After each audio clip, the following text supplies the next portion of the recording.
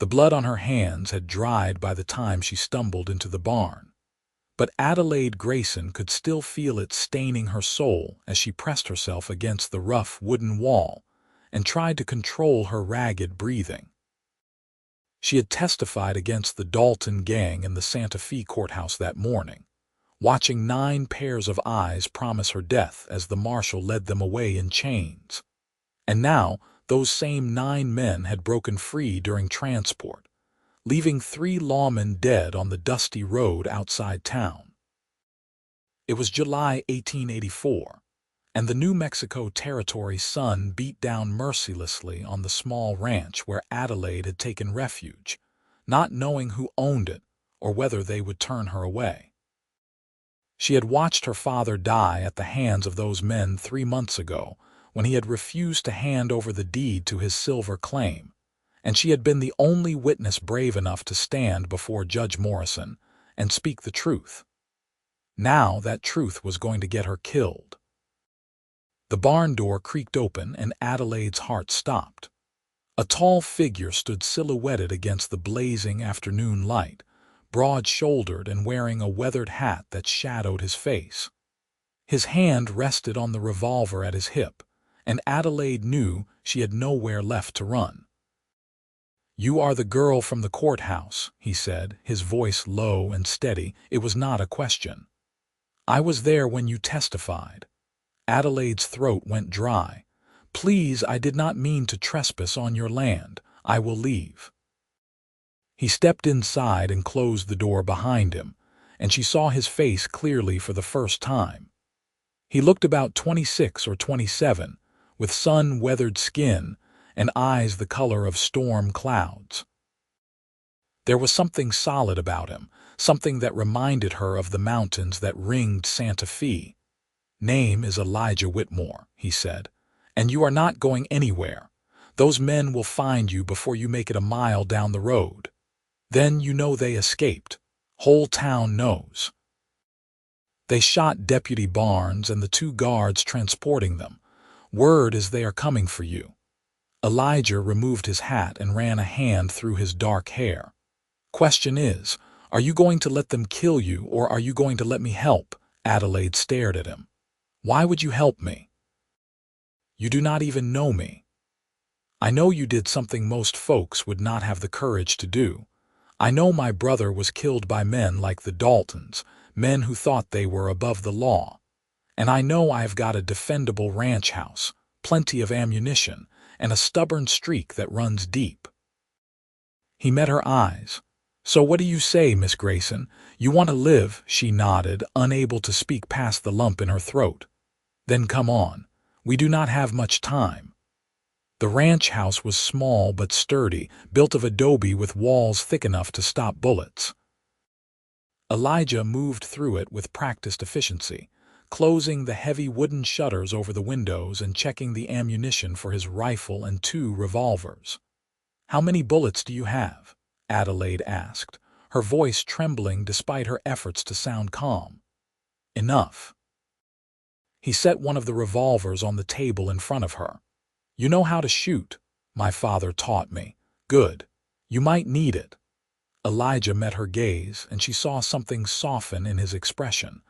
"But I am not planning on letting any of them get close enough for you to have to use it. There are 9 of them and 1 of you. I have faced worse odds."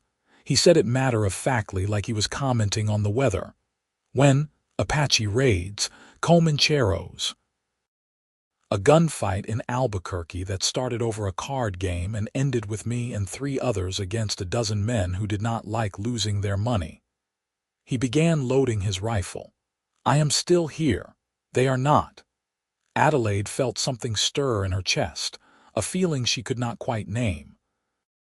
This man was risking his life for her, a stranger, without hesitation. "Why are you really doing this?" Elijah paused, his hand still on the rifle. "Because when my brother was dying on a street in Tucson, bleeding out from a bullet some outlaw put in him, people just stood around and watched. Nobody helped. Nobody did a damned thing." His jaw tightened. "I swore that day I would never be the person who just watches. Before Adelaide could respond, the sound of approaching horses cut through the stillness. Elijah moved to the window and peered through a gap in the shutters. "They are here," he said quietly. "All 9 of them, just like you said." Adelaide's hands shook as she picked up the revolver. It felt impossibly heavy. "Miss Grayson." Elijah's voice drew her attention. "Adelaide, look at me." She did, finding his storm-gray eyes steady and calm. "We are going to be all right, I give you my word." The first voice that called out was rough as gravel. "We know you got that girl in there. Send her out and we will leave you be." Elijah opened a small slot in the shutter just wide enough to aim through. "The girl stays with me." "You want her, you will have to go through me." "That can be arranged." Another voice, younger and meaner. "I know who you boys are," Elijah shouted back. "Cole Dalton, your brothers Marcus and Frank, Billy Brennan, the Sutton cousins Jack and Ray, Pete Morrow, Sam Hendricks, and that piece of work Dutch Matthews. The whole territory is looking for you. You kill me, you kill her, they will hunt you to the ends of the earth." "They got to catch us first." That was Cole Dalton, the leader. "Last chance, Cowboy, give us the girl." Elijah's response was to fire a shot that kicked up dust 3 inches from Cole's horse. The animal reared and Cole barely kept his seat. "That is my answer," Elijah said. The first attack came hard and fast. Adelaide threw herself to the floor as bullets slammed into the adobe walls and splintered the shutters. Elijah fired 3 times in quick succession, and she heard a scream from outside. "That is 1 down," Elijah called out grimly. He was already moving to another window, his movements fluid and controlled. Billy Brennan will not be bothering anyone anymore. Adelaide crawled to a corner of the room where Elijah had indicated she should take cover. Her heart hammered so hard she thought it might burst from her chest. The shooting continued for what felt like hours but was probably only minutes. Elijah was everywhere at once, firing from one window and then another, never staying in one place long enough to become a target. "How many times have you done this?" Adelaide shouted over the gunfire. "More than I care to count." Elijah ducked as a bullet whined past his head. He returned fire and another cry of pain echoed from outside. "That is 2. Marcus Dalton just learned a hard lesson." The shooting stopped as suddenly as it had started. In the ringing silence that followed, Adelaide could hear men arguing outside. "We are just wasting ammunition." That was Cole Dalton. "Fall back. We will wait them out." Elijah watched through the shutters as the 8 remaining men retreated to a safe distance. His shoulders relaxed slightly, but he did not lower his rifle. "They will try something else," he said. "Cole Dalton did not get his reputation by giving up easy. You killed 2 of them." Adelaide's voice sounded strange to her own ears. "I did." Elijah set down his rifle and moved to the water barrel, dipping a ladle and offering it to her. "I am sorry you had to see that. I am not." She took the ladle with shaking hands and drank. "They killed my father, they would have killed me." Still, his eyes were troubled. Killing a man is never something to take lightly, even when it is justified. The afternoon crawled into evening. Elijah shared the food he had in the house, hardtack and dried beef that tasted like sawdust in Adelaide's mouth. She forced herself to eat anyway, knowing she needed her strength. "Tell me about your father," Elijah said quietly as they sat against opposite walls, watching different windows. Adelaide was surprised by the question. "Why?" "Because if I am going to risk my life protecting his daughter, I would like to know what kind of man he was." She found herself smiling despite everything. He was stubborn, honest to a fault. He found that silver claim working as a surveyor and he filed it properly, followed every law. When the Daltons wanted it, he refused to be intimidated. Her smile faded. "It got him killed." "Sounds like you take after him." "I hope so." Adelaide studied Elijah in the fading light. "What about you? Do you have family besides the brother you lost? Parents died of cholera when I was 19. Thomas was my only brother. I've got an aunt in St. Louis who writes once a year to tell me I should settle down and find a wife." He smiled slightly. "I tell her I am too busy keeping my ranch running to court anyone. Is that the truth?" Elijah met her eyes and something passed between them, a current of understanding that made Adelaide's breath catch. It was, before today, before she could respond, the smell of smoke reached them. "No," Elijah breathed. He rushed to the back window and swore. "They fired the barn, trying to make us panic and run." Adelaide joined him and saw the orange glow through the gaps in the shutters. "Will it spread to the house?" "Not if I can help it." Elijah grabbed a bucket. "Stay here. Keep watch on the front. You cannot go out there. They will shoot you. If that barn goes up, the sparks could catch the roof. I lose this house, I lose everything." He touched her shoulder briefly, and Adelaide felt the warmth of his hand through her dress. "I will be fast, I promise." He was gone before she could argue, slipping out the back door into the gathering darkness. Adelaide pressed her face to the front shutter, watching for any movement from the 7 remaining men. Her heart was in her throat as she listened to Elijah working behind the house, the splash of water on flames. A shadow moved near the corral. Adelaide raised the revolver, her hand steadier than she expected. "I see you, Jack Sutton," she called out. "Take one more step and I will shoot." The shadow froze.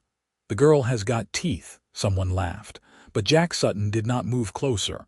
Elijah was back inside within 10 minutes, his shirt soaked with water and sweat. "Barn is lost, but the house is safe." Jack Sutton tried to move closer. I stopped him. Elijah looked at her with something like admiration. "You are full of surprises, Adelaide Grayson." The night deepened and stars appeared in the black sky above Santa Fe. The Dalton gang and their associates kept their distance, but Adelaide could feel them out there, waiting. Elijah took the first watch while she tried to rest, but sleep would not come. Instead, she found herself watching him in the dim starlight that filtered through the shutters, studying the strong line of his jaw and the careful way he checked and rechecked his weapons. "Can I ask you something?" she said finally. "Go ahead." "Are you afraid?" Elijah considered the question. "Yes, fear keeps you sharp, keeps you alive, but I will not let it control me." "I am terrified," Adelaide admitted, "but I am also angry. Those men think they can take whatever they want, kill whoever they want. Someone has to stand against them. That someone does not have to be you anymore. You already did your part, and you are doing yours." She moved closer to him, drawn by something she could not quite explain. "You could have turned me away, hidden in your house and pretended you never saw me. That is not who I am. I know." And she did know with a certainty that surprised her. She had known this man for less than a day, but she felt like she understood something essential about him. "Elijah." "Yes, thank you." He turned to look at her, and in the darkness his eyes reflected the starlight. "You do not need to thank me.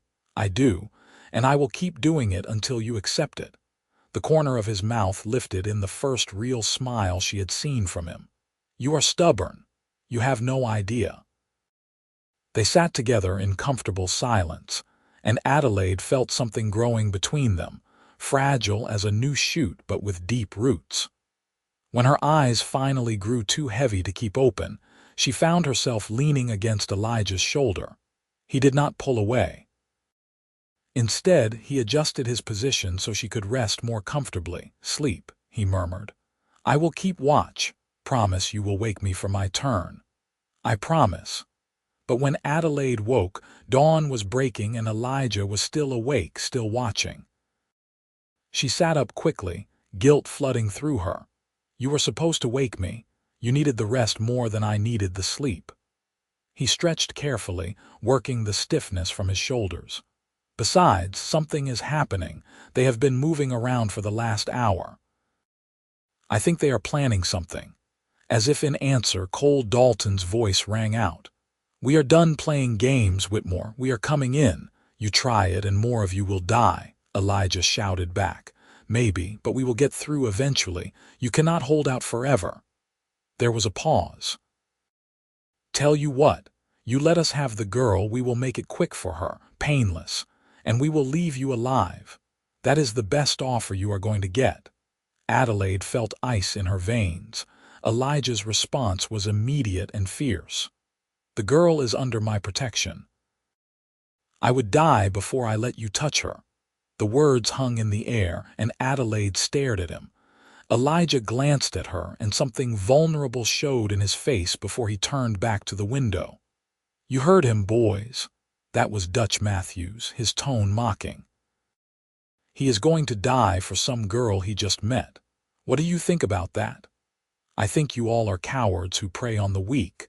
Elijah fired a shot that made the men scatter. "Real men would face a fair fight instead of hunting a woman." The response was a volley of gunfire that forced both Elijah and Adelaide to the floor. Bullets thudded into the adobe and one shattered the edge of a shutter, sending splinters flying. Elijah covered Adelaide with his body, shielding her from the debris. "Are you hurt?" he asked urgently, his face inches from hers. "No, are you?" "No." But he did not move away. Their eyes locked, and Adelaide saw everything she was feeling reflected back at her. Fear, yes, but also something deeper. Something that felt like the beginning of understanding what her life could be with the right person. "Elijah," she whispered. He kissed her. It was brief and desperate and tasted of gunpowder and dust and the promise of tomorrow if they could just survive today. When he pulled back, his hand cupped her cheek. "I am going to get you through this," he said. "I swear it. We are going to get through this," she corrected. "Together." The shooting continued intermittently through the morning. The Dalton gang was testing their defenses, looking for weak points. Elijah moved constantly, returning fire whenever any of the men got too close. Adelaide watched his ammunition dwindling and knew he had to be thinking about what would happen when it ran out. Around midday, the sound of approaching horses made both of them tense. But these horses came from the direction of town, and there were many of them. "It is Marshal Cordell," Elijah said, disbelief and relief warring in his voice. "The marshal brought a posse." Adelaide joined him at the window and saw at least 20 men on horseback, led by a grizzled lawman wearing a silver star.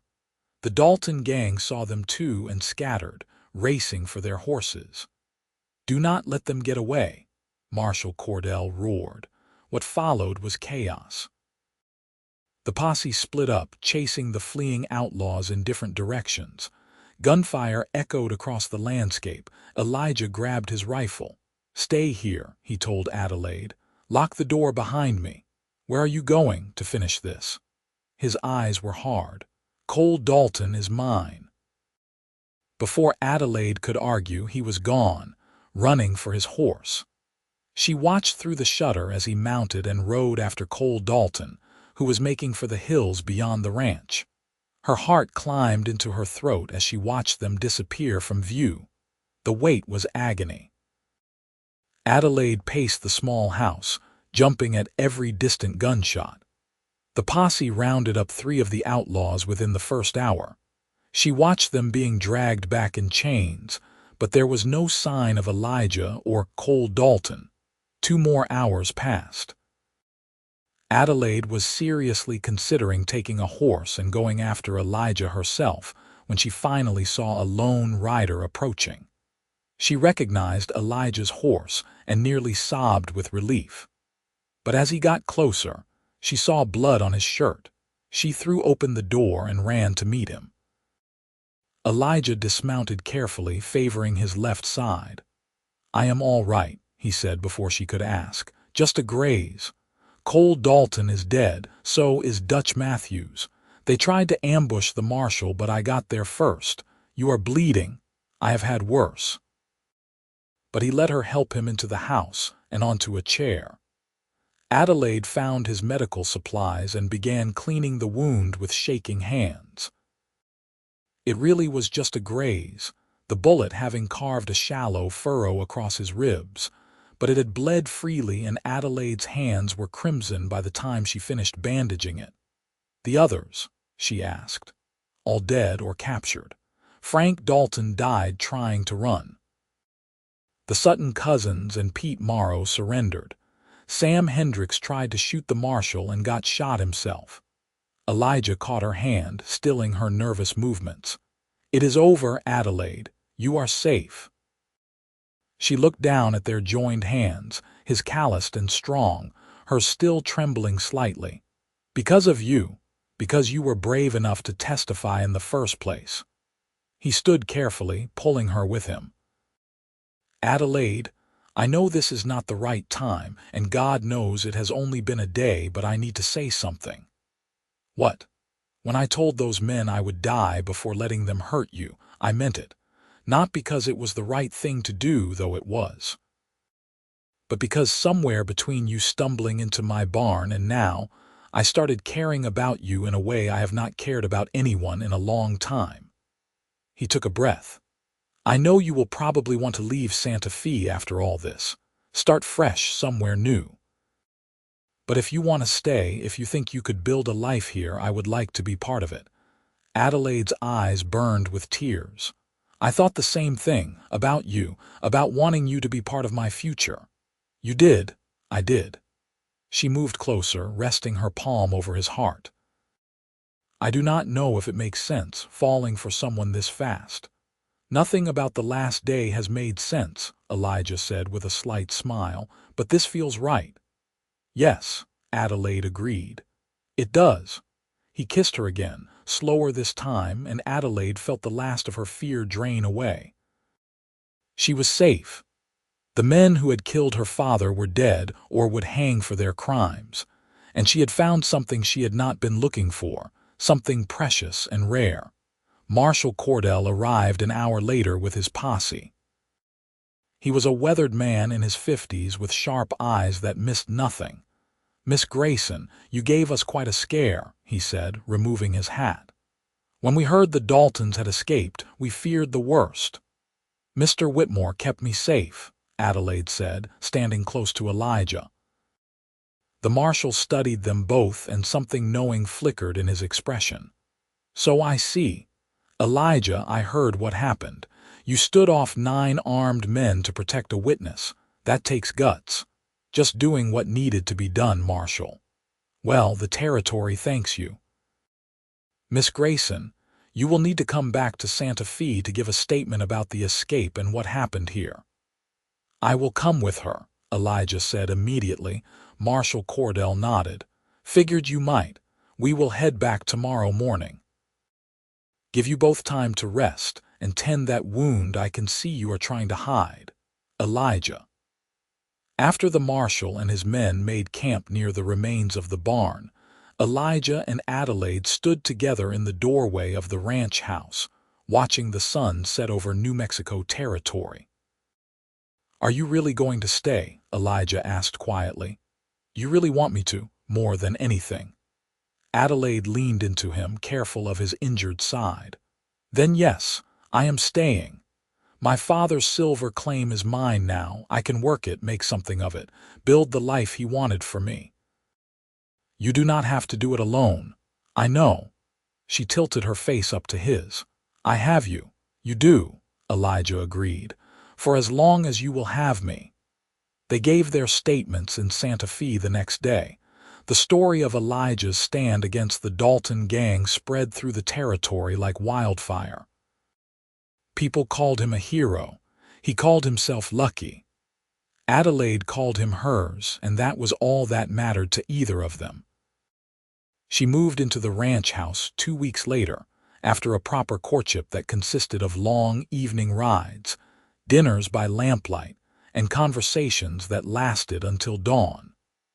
They were married in September by Judge Morrison, the same judge who had presided over the trial that started it all. "You two found each other in the strangest way," the judge said after the ceremony, "but I have no doubt you will find happiness together." He was right. Adelaide and Elijah settled into a life that was both peaceful and productive. She worked her father's claim with help from Elijah and hired hands, pulling enough silver from the earth to make a good profit. Elijah expanded his ranch, buying more land and cattle. Together they built something solid and lasting. Their first child was born in June of 1886, a boy they named Thomas after Elijah's brother. He had his father's storm gray eyes and his mother's stubborn determination.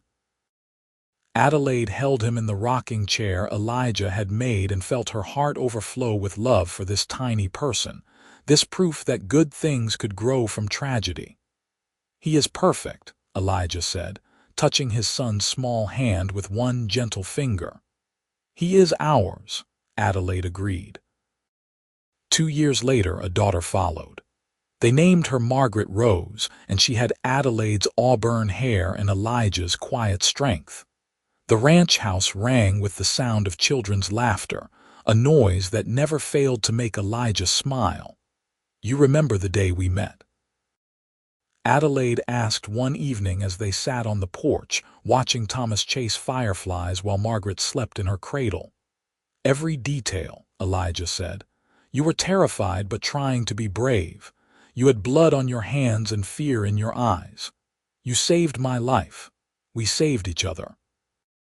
He took her hand, his thumb tracing the silver wedding band he had placed there 3 years earlier. "You gave me a reason to be more than just a man surviving. You gave me a family." Adelaide leaned her head on his shoulder, feeling the steady beat of his heart. "I love you, Elijah Whitmore." "I love you too, Adelaide Whitmore." The years passed like water flowing in a stream, steady and sure.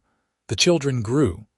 Thomas learned to ride almost before he could walk, showing his father's natural skill with horses. Margaret proved to have her mother's head for numbers, helping Adelaide keep the books for both the claim and the ranch. In 1891, another son joined the family, a happy baby they named Samuel, who seemed to find joy in everything. The ranch prospered. Word of Elijah's stand against the Dalton gang had brought him respect throughout the territory, and he used that respect wisely, helping other small ranchers and standing up to the bigger outfits that tried to push people around. Adelaide's claim continued to produce, and she invested the profits in their children's future. They faced challenges, of course. There were drought years when the cattle struggled and they had to dig deep into their savings. There was a bad winter in 1893 when they nearly lost half the herd. There were illnesses and injuries and all the small tragedies that make up a life. But through it all, they had each other. On their 10th wedding anniversary, Elijah took Adelaide back to the spot where the barn had stood, the barn where she had first found refuge. He had rebuilt it years ago, bigger and sturdier than before. "You ever think about that day?" he asked. "Sometimes," Adelaide admitted. "I think about how terrified I was, how certain I was that I was going to die. I think about how close I came to losing you before I even really had you." Elijah pulled her close. "I think about how different my life would be if you had not stumbled into my barn that day." "Empty, hollow," he corrected. "I was going through the motions of living, but I was not really alive. You changed that." Adelaide kissed him, this man who had stood between her and death, who had chosen her over his own safety without hesitation. "You changed everything for me too. You gave me a home when I had lost mine. You gave me love when I thought I would spend my life alone. You gave me a family." They stood together as the sun set, painting the New Mexico sky in shades of gold and crimson. In the distance, they could hear their children playing, their laughter carrying on the warm evening breeze. "Are you happy?" Elijah asked. "More than I ever thought possible," Adelaide said. "Are you?" "Every single day." As territorial New Mexico moved toward the 20th century, the story of Adelaide and Elijah Whitmore became something of a legend. People told it in saloons and around campfires. The tale of the brave woman who testified against 9 killers and the cowboy who stood against all of them to keep her safe. Some versions were exaggerated, adding details that never happened. But the heart of the story remained true. 2 people finding each other in the worst circumstances and building a love that lasted. In 1898, Thomas started his first year at a private school in Santa Fe, showing an interest in law that made Adelaide think of her father. Margaret wanted to be a rancher like her father, spending every free moment in the saddle. Samuel declared he wanted to be a cowboy and a sheriff, and also maybe a train engineer, his ambitions changing with the wind. "We are going to have our hands full with that one," Elijah said, watching Samuel attempt to lasso the fence post. "We have had our hands full from the start," Adelaide pointed out, "and I would not change a single thing. Neither would Elijah." He looked at his wife, still beautiful at 32, her auburn hair showing just a few threads of silver. He saw the strength that had allowed her to testify against her father's killers, the courage that had kept her going when death seemed certain. But he also saw the softness she showed their children, the kindness she extended to neighbors in need, the love she gave him every single day. "What are you thinking about?" Adelaide asked, noticing his gaze. "Just admiring my wife." She smiled, the smile he had first seen in the darkness of his besieged ranch house, the smile that had told him she was someone special. "After 14 years, I still make you smile. After 14 years, you still make my heart race." That night, after the children were asleep, they sat together on their porch as they had done countless times before. The night sky was brilliant with stars, the same stars that had shone down on them that terrible, wonderful day when their lives had intersected. "Tell me something," Adelaide said. "If you could go back to that day, knowing everything that would happen, would you do it again?" Elijah did not hesitate. "Every single time. I would stand against 100 men if it meant having you in my life." "I would walk into that barn again," Adelaide said, "even knowing the danger. Even knowing the fear, because it brought me to you. We are quite a pair." "We are everything," Adelaide corrected. She gestured to the house behind them where their children slept safely, to the land they had built their life on, to the future that stretched before them full of promise. "This is everything." Elijah pulled her close and they sat in comfortable silence, 2 souls who had found each other against impossible odds and built something beautiful from the ashes of tragedy. The territory was changing around them, becoming more civilized with each passing year. The wild, dangerous days of the 1880s were fading into memory, but they would always remember. They would remember the day 9 men wanted Adelaide dead, and 1 cowboy stood between her and every single one of them. They would remember how love had grown in the midst of danger, how trust had formed under fire, how 2 strangers had become everything to each other in less than a day, and spent the rest of their lives proving it true. As they sat together under the New Mexico stars, Adelaide thought about the girl she had been, terrified and running for her life. That girl could never have imagined this future, this happiness. She had been focused only on survival, on living through the next hour. Now she had a lifetime of hours, and every single one was precious because she got to spend it with Elijah. "I am grateful," she said softly, "for all of it, even the hard parts, because they brought me here." "Me too," Elijah agreed. He kissed the top of her head, breathing in the familiar scent of her hair.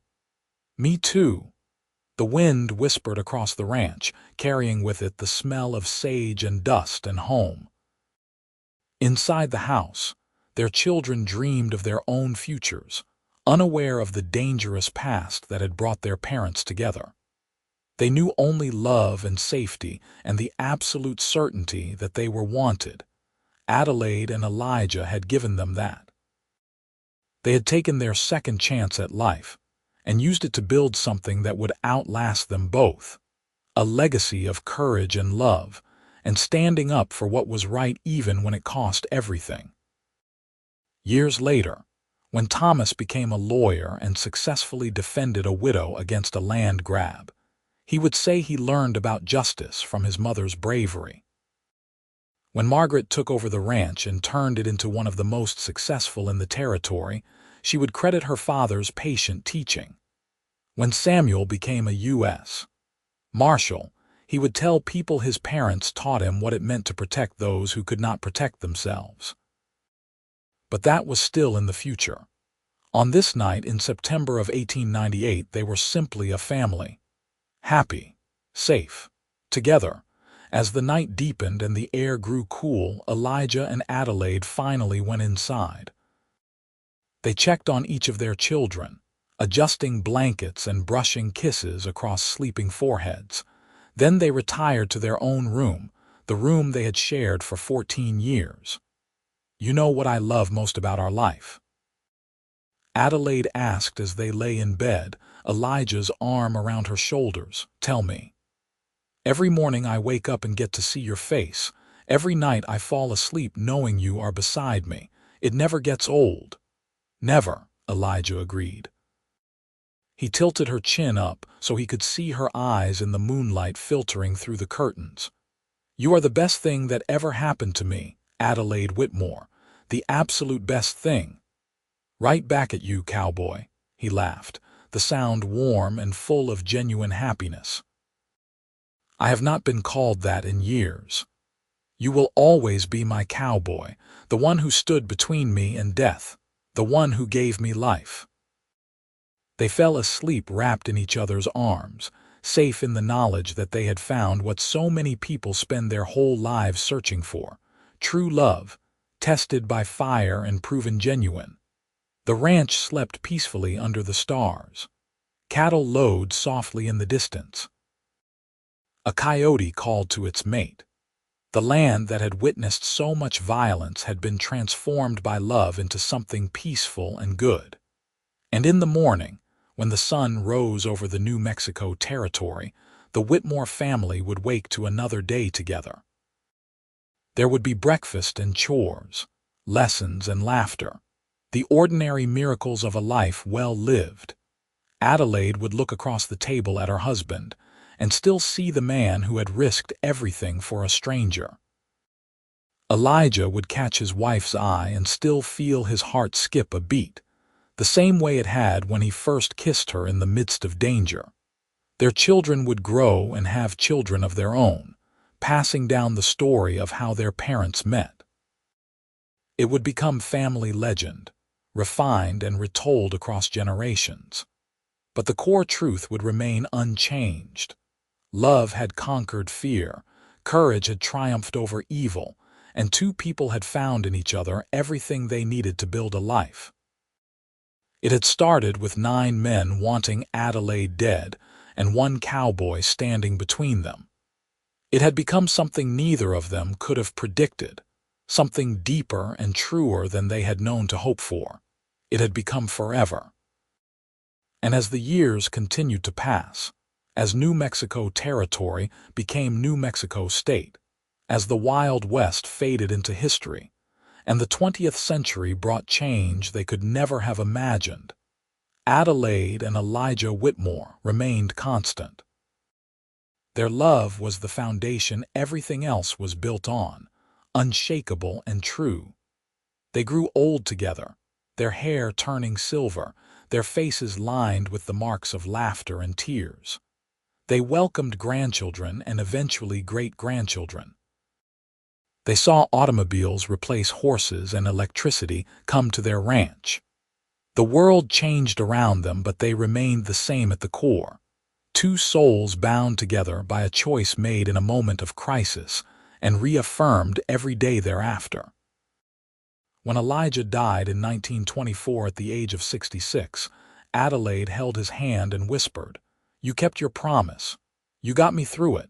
You got me through everything. You too, he managed, his storm-gray eyes still clear despite the illness that was taking him. Best decision I ever made was bringing you into that house. Best decision I ever made was trusting you. He smiled one last time. Love you, Adelaide. Love you too. Always. Adelaide lived another 8 years, surrounded by children and grandchildren who adored her. She told them stories about their grandfather, about the day he stood against 9 killers and won, about the life they had built together from nothing. When she died peacefully in her sleep in 1932, her last thought was of that day in the barn, when she had stumbled into refuge and found everything. She had lived a long, full life. She had loved deeply and been loved in return. She had been brave when it mattered most, and that bravery had given her everything that followed. They buried her next to Elijah on the ranch they had built together, under the big New Mexico sky. The inscription on their shared headstone was simple: together in life, together in eternity. And so ended the story of Adelaide Grayson and Elijah Whitmore, 2 people who found each other against impossible odds and proved that love could indeed conquer all. Their descendants would spread across the country, carrying with them the legacy of courage and devotion their grandparents had established. The ranch remained in the family for generations, a testament to what 2 people could build when they stood together against the world. Visitors would sometimes ask about the old grave markers under the cottonwood tree, and whoever was working the land would tell them the story. 9 men wanted her dead for testifying. A cowboy hid her and stood between her and every single one, and in doing so, he found his forever. It was a story worth telling, a love worth remembering, a life worth living.